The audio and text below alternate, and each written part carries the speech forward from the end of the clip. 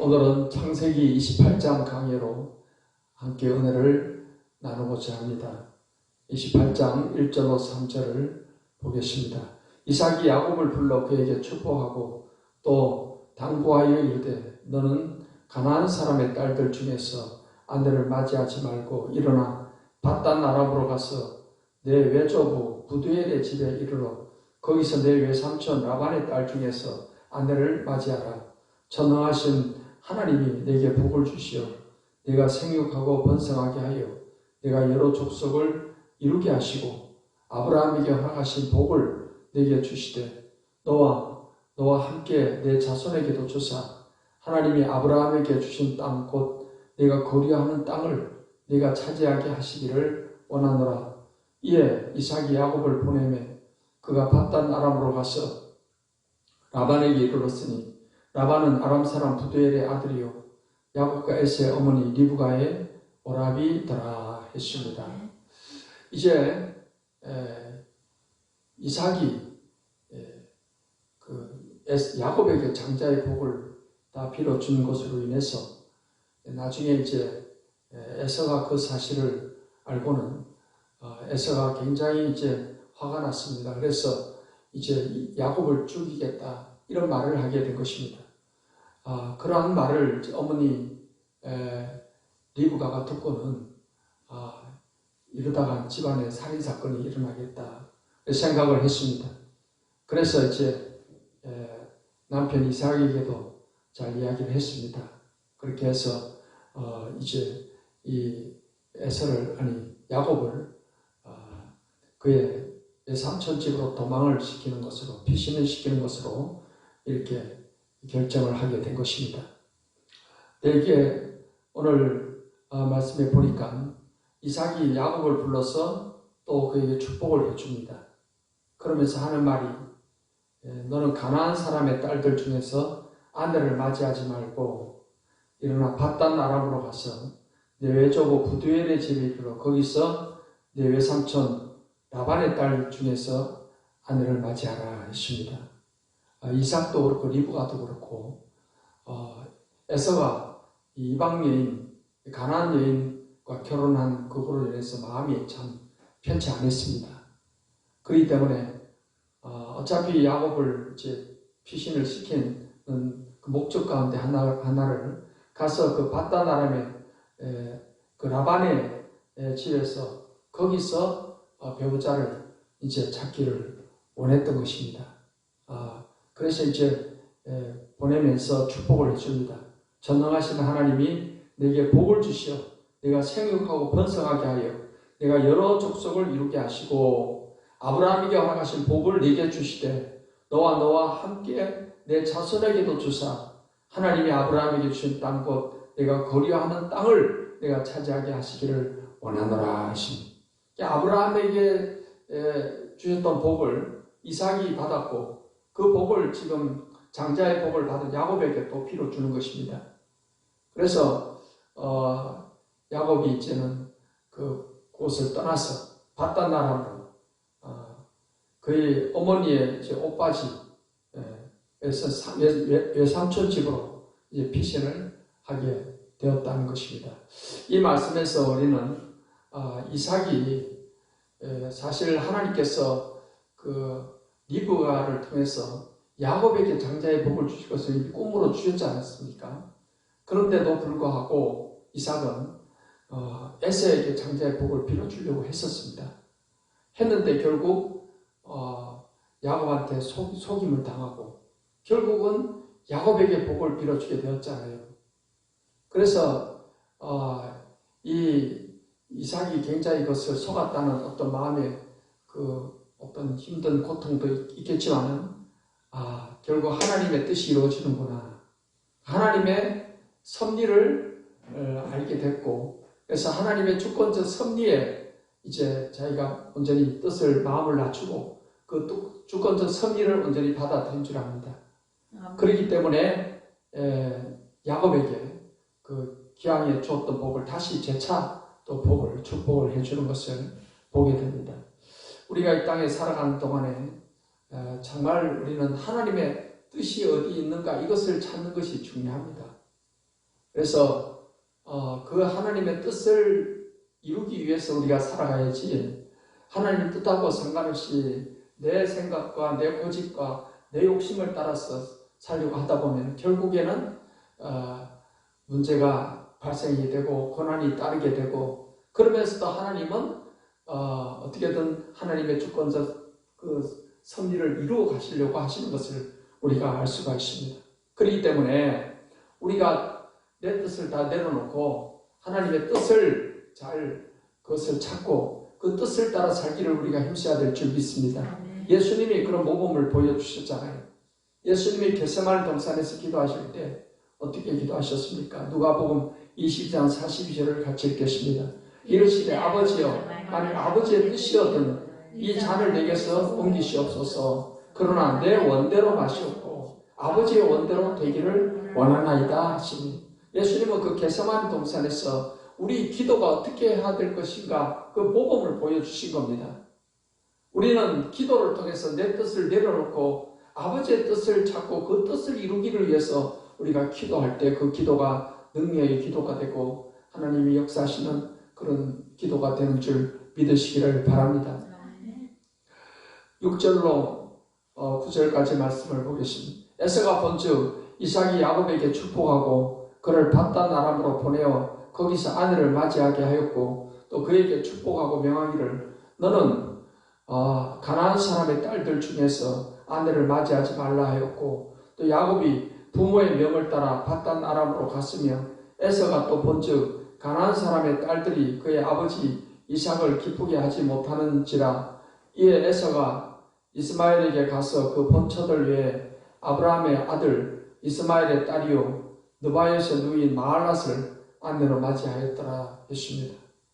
이제 에서가 가만 보니까 아버지 이삭이 야곱에게 축복을 해주면서 밧단 아람으로 가게끔 했고 거기서 아내를 맞이하게끔 했습니다. 그러면서 가나안 사람의 딸들 중에서 아내를 맞이하지 말라, 이것을 이제 에서가 알게 된 겁니다. 그래서 에서가 거기서 뭔가 생각을 하게 된 거예요. 자기가 이 가나안 딸들과 결혼한 것 때문에 아버지가 별로 안 좋게 생각하는구나, 그걸 느낀 겁니다. 그래서 에서가 그걸 이야기를 하는 거예요. 가나안 사람의 딸들이 아버지 이삭을 기쁘게 하지 못하는지라. 그래서 에서가 어떤 행동을 했느냐면은 이번에 또 아내를 구하는데 이번에는 이스마엘의 후손 가운데 아내를 맞이합니다. 이스마엘이 누굽니까? 아브라함이 하갈하고 관계에서 태어난 아들이 이스마엘이잖아요.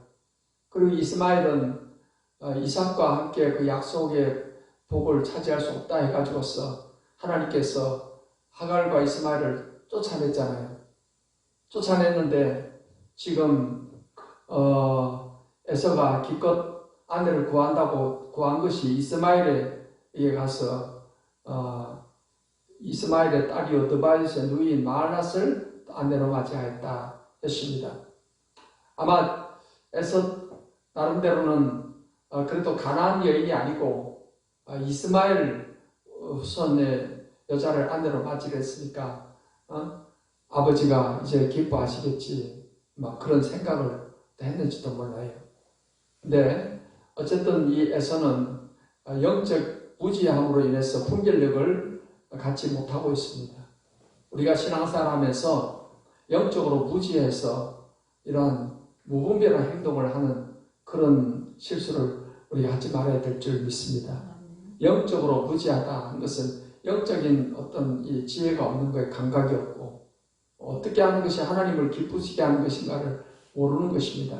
잠언서 15장 21절에 보면은 무지한 자는 미련한 것을 즐겨하여도 영천한 자는 그 길을 바르게 하느니라. 우리가 뭐 세상적인 지식이 좀 무지할 수도 있겠죠. 그런데 중요한 것은 영적으로 무지한 것은 그것은 어쨌든 우리가 그 무지해서는 안 될 줄 압니다. 우리는 영적인 분별력을 갖도록 기도해야 될 줄 믿습니다. 로마서 12장 2절을 읽겠습니다.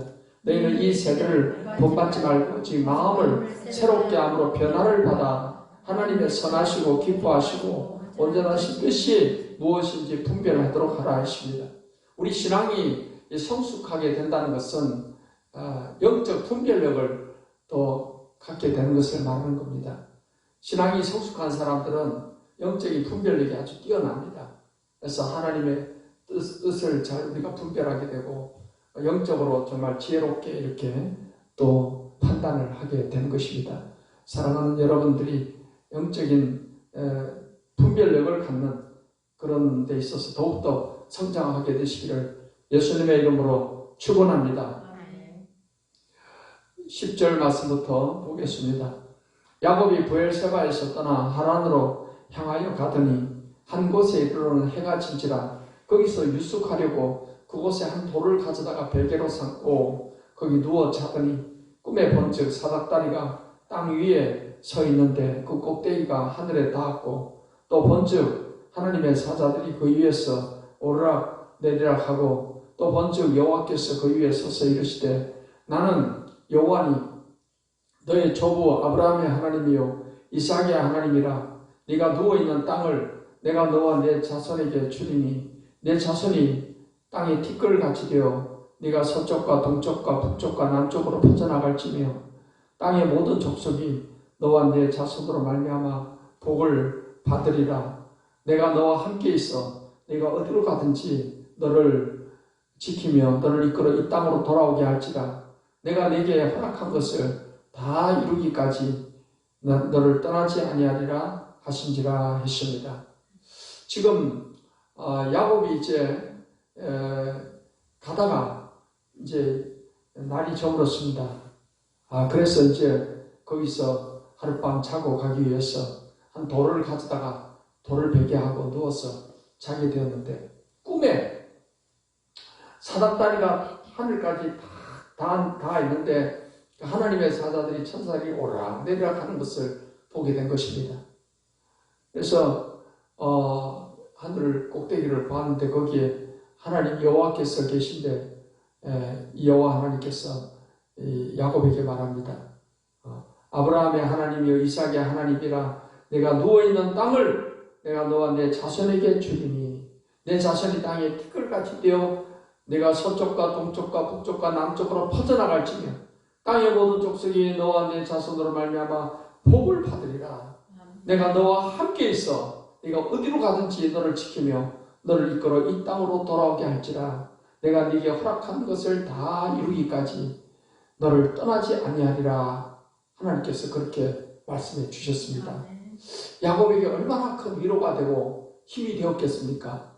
야곱은 드디어 개인적으로 하나님과의 그런 1대1로 하나님을 경험하는 이러한 체험을 하게 됩니다. 이 베델에서 야곱은 하나님을 정말 깊이 만난 그런 경험을 하게 됩니다. 그런데 이제 야곱이 꿈속에서 이제 사닥다리가 하늘 꼭대기까지 이렇게 닿아 있고 거기에 하나님의 사자들이 오르락 내리락 하는 것을 그가 보게 된 것입니다. 이 야곱이 꿈에 본 이 사닥다리의 환상에서 이 사닥다리가 의미하는 것은 오늘날 우리가 신약적으로 볼 때 하나님과 우리 사이에 중보자는 오직 예수 그리스도가 되시는 것입니다. 그래서 야곱이 본 이 사닥다리는 예수님께서 우리의 중보자가 되셔서 우리가 예수님을 통해서 하나님과 이렇게 화목하게 될 것이고 하나님께로 갈 수 있는 길이 열리게 된다는 것을 보여주신 것입니다. 그래서 예수님께서 이 사닥다리에 관한 이야기를 이 나다나엘에게도 하신 말씀이 있어요. 요한복음 1장 49절 51절에 보니까 나다나엘이 대답하되 라비여 당신은 하나님의 아들이시오 당신이 이스라엘의 임금이로소이다. 예수께서 대답하여 이르시되 내가 너를 무화과 나무 아래서 보았다므로 믿느냐 이보다 더 큰 일을 보리라. 또 이르시되 진실로 진실로 너에게 이르노니 하늘이 열리고 하나님의 사자들이 인자위에 오르락 내리락 하는 것을 보리라 하시니라 했습니다. 나다나엘이 예수님을 만났을 때 예수님께서 네가 무화과 나무 아래 있는 것을 보았다. 그 때문에 예수님을 이제 믿게 되었다는 것입니다. 그런데 예수님은 앞으로 이보다 큰 일을 보게 된다는 것입니다. 그것은 하늘이 열리고 하나님의 사자들이 인자의 오르락내리락 하는 것을 보리라. 그것은 이제 결국 이제 예수님 통해서 이러한 하나님께로 가는 길이 열리게 되는 그러한 놀라운 일들을 보게 될 것이다 라는 것입니다. 그래서 이 사닥다리는 결국 야곱과 하나님을 연결해 주는 것이잖아요. 근데 그런 것처럼 예수님은 하나님께로 가는 길이 되시고 또 중보자가 되신다는 것입니다. 예수님만이 하나님께로 가는 유일한 중보자가 되심을 성경은 말씀하고 있습니다. 요한복음 10장 9절에서 내가 문이니 누구든지 나로 말미암아 들어가면 구원을 받고 또는 들어가면 나오면 꼴을 얻으리라. 요한복음 14장 6절 읽겠습니다. 예수께서 이르시되 내가 곧 길이요 진리요 생명이니 나로 말미암지 않고는 아버지께로 올 자가 없느니라 하십니다.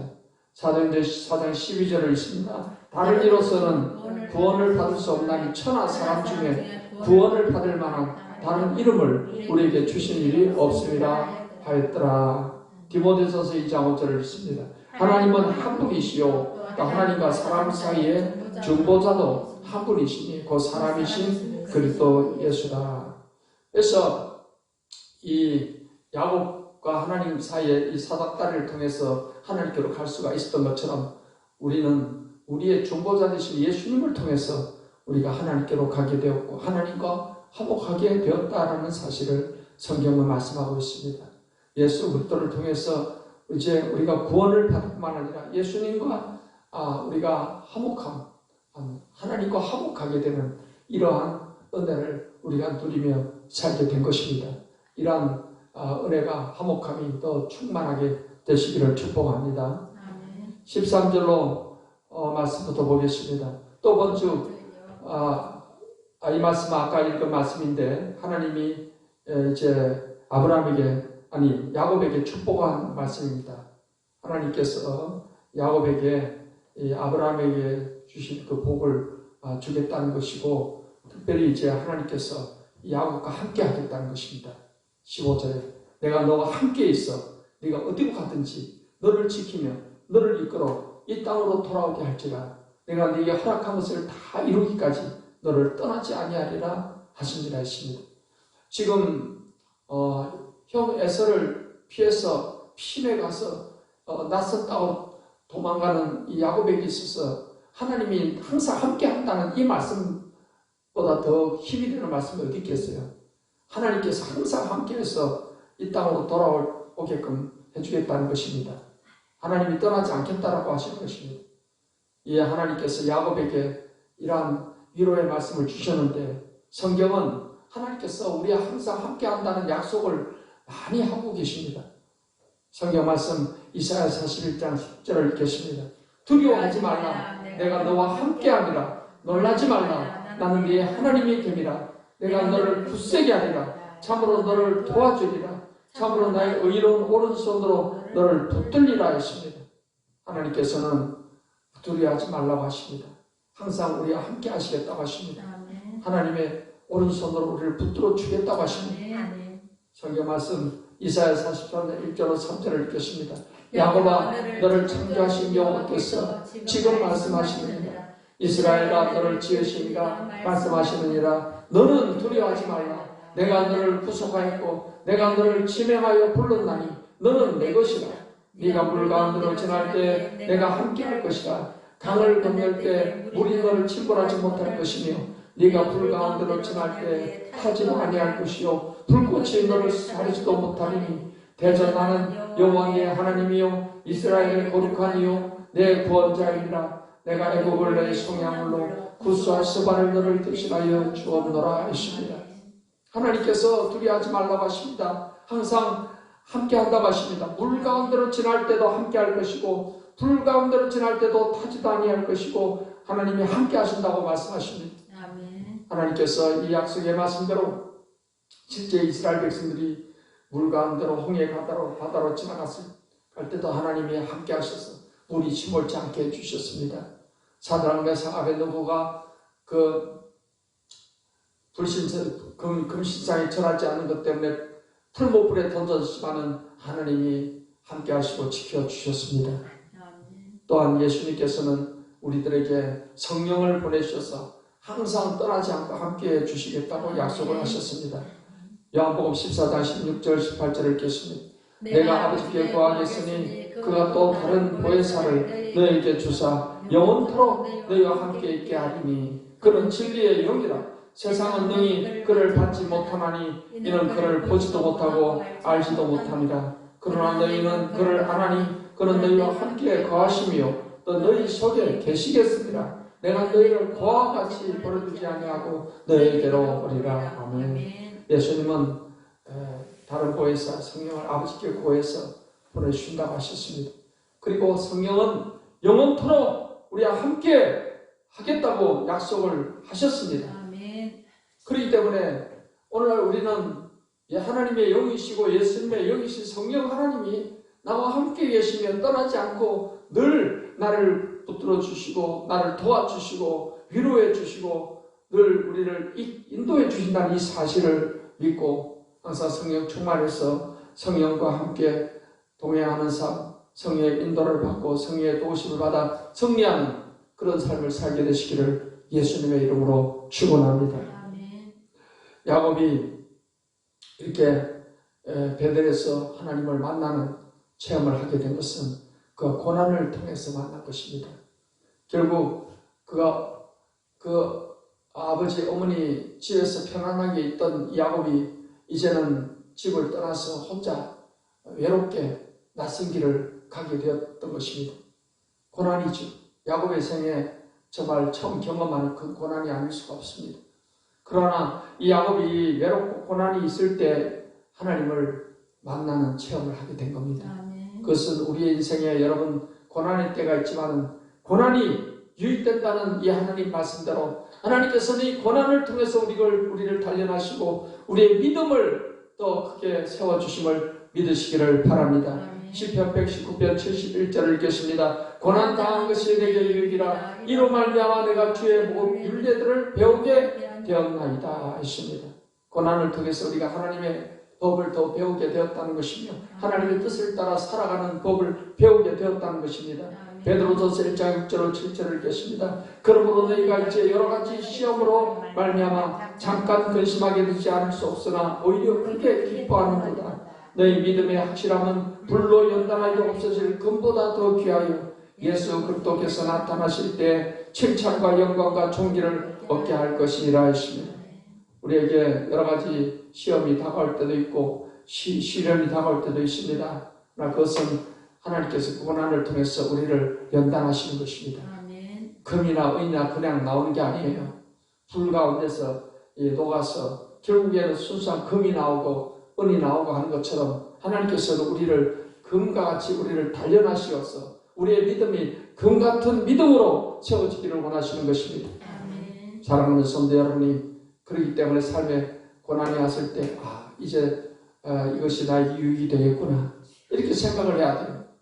그래서 이 고난을 통해서 야곱이 정말 혼자 외롭게 이렇게 객지에서 하나님을 만난 것처럼 이 고난을 통해서 여러분을 하나님을 더 깊이 체험하는 이러한 은혜가 있게 되시기를 예수님의 이름으로 축원합니다.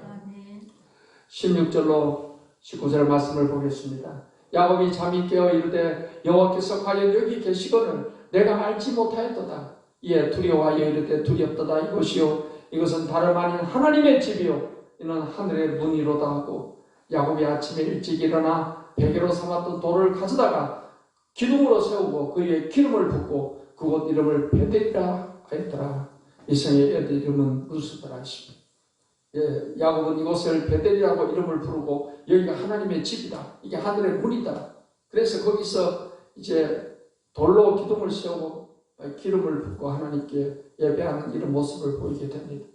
여러분 이제 하나님을 만난 이 장소가 야곱에게는 베델이 된 겁니다. 베델, 하나님의 집이 된 겁니다.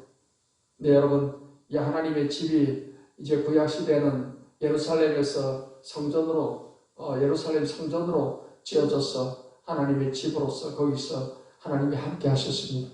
그런데 이제 신약에 와서는 우리 몸이 하나님의 집이 되고 하나님의 성령의 전이 된 줄 믿습니다.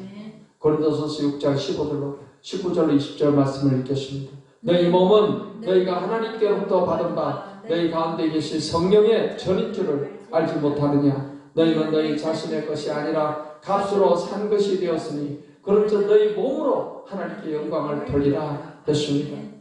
여러분, 이제 하나님께서 어떤 특별한 장소, 구약의 예루살렘 성전 어떤 그곳에 이렇게만 계시는 게 아니고 이제 신약에 와서는 우리 예수 믿는 사람 몸을 성전 삼고 우리 하나님께서 함께 하시는 것입니다. 아멘. 그렇기 때문에 내가 하나님의 집이고 내가 예배하는 그곳이 하나님의 문이고 하나님께로 가는 길이 되는 것입니다. 아멘. 예수님을 통해서 우리는 하나님께로 가게 되는 그런 길이 되는 것입니다.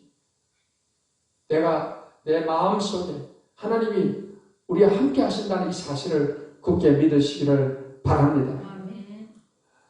20절부터 22절 말씀을 보겠습니다. 야곱이 소원하여 이르되 하나님이 나와 함께 계셔서 내가 가는 이 길에서 나를 지키시고 먹을 떡과 입을 옷을 주시어 내가 평안히 아버지 집으로 돌아가게 하시오면 여호와께서 나의 하나님이 되실 것이요 내가 기둥으로 세운 이 돌이 하나님의 집이 될 것이요 하나님께서 내게 주신 모든 것에서 10분의 1을 내가 반드시 하나님께 드리겠나이다 하였더라 했습니다. 여기서 이제 야곱은 정말 하나님이 이렇게 만나주시고 또 함께 하신다고 약속을 해주시고 너무나도 이제 은혜가 되었습니다. 그래서 하나님께 어떤 결단의 소원을 하게 됩니다. 그 소원은 이제 평안하게 하나님께서 지켜주시고 돌아오게 해주시면은 이 돌이 하나님의 집이 될 것이다.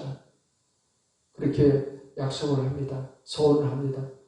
그리고는 모든 것의 10분의 1, 11절을 하나님께 드리겠다라고 그렇게 약속을 하게 됩니다. 여러분, 우리가 이렇게 하나님 앞에 소원하고 어떤 결단하는 것은 상당히 또 필요할 때 결단하는 것은 중요합니다. 그러나 함부로 우리가 소원하는 것은 그것은 경홀히 해서는 안 됩니다. 그래서 함부로 소원하고 지키지 못할 소원을 이렇게 할 바엔 차라리 소원을 하지 않는 것이 좋습니다. 그리고 소원을 했으면은 내게 손해가 되더라도 지켜야 될 것임을 성경은 말씀을 하고 있습니다. 하지만 우리가 정말 진심된 마음으로 정말 하나님을 위해서 내가 정말 이렇게 살아보겠다는 그러한 어떤 결단을 가지고 어떤 소원을 한다면 그것은 상당히 하나님이 또 기뻐 받으시는 것입니다. 그래서 성경에 보면은 훌륭한 신앙인들이 이렇게 하나님 앞에 어떤 소원과 결단을 하는 모습을 볼 수가 있습니다. 우리가 다윗을 보게 되면 이렇게 하나님께 결심을 합니다. 시편 17편 3절을 읽겠습니다. 주께서 내 마음을 시험하시고 밤에 내게 오시어서 나를 감찰하셨으나 흠을 찾지 못하셨사오니 내가 결심하고 입으로 범죄하지 아니하리이다. 다윗이 결심을 했다는 거예요. 나는 입으로 범죄하지 않겠다. 결심을 했다고 했어요. 이 결심하고 소원하는 이런 것은 우리가 하나님 앞에 우리 마음의 결단을 하고 하나님 정말 내가 이렇게 살기를 원합니다. 나 이렇게 죄를 이제는 짓지 않겠습니다.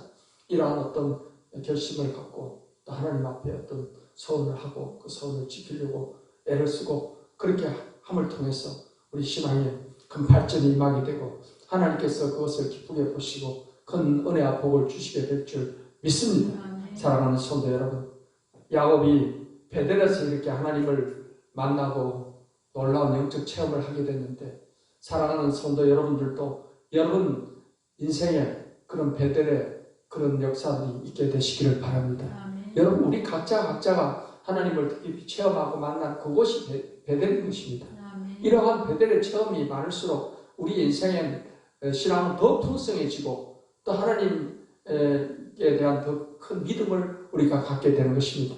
사랑하는 성도 여러분 삶 가운데 또 이 베델의 경험과 축복이 넘치게 되시기를 예수님의 이름으로 축원합니다.